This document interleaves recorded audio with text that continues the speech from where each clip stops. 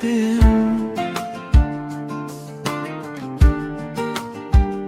şehidim.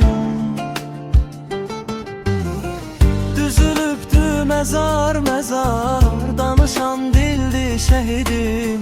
Nur çilenir gözlerinden, ilahi sirdi şehidim.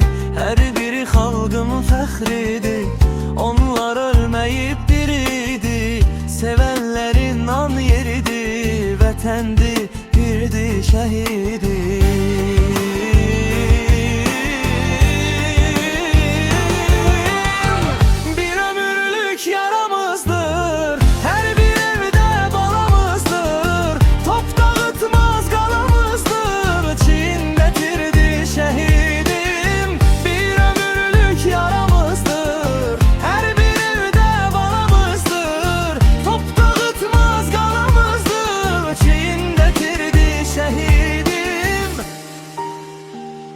Şehidim,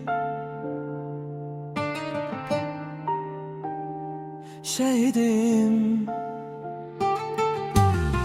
Bayrağımın al rengidir, hakkın kırılmaz bendidir.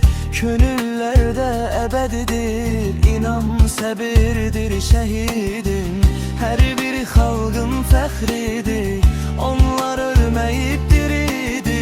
Sevenlerin an yeridir, vətəndi biridi şehidim.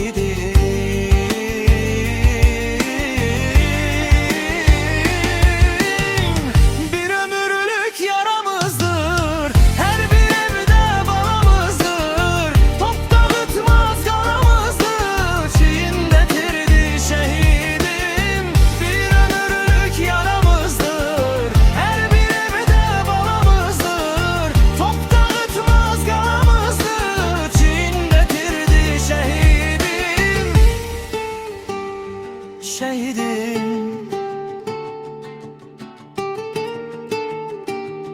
şehidim. Bir ömürlük yaramızdır, her bir evde balamızdır. Top dağıtmaz galamızdır, çiğnetirdi şehidim. Bir ömürlük yaramızdır, her bir evde balamızdır. Top dağıtmaz galamızdır, çiğnetirdi şehidim. Şehidim, şehidim.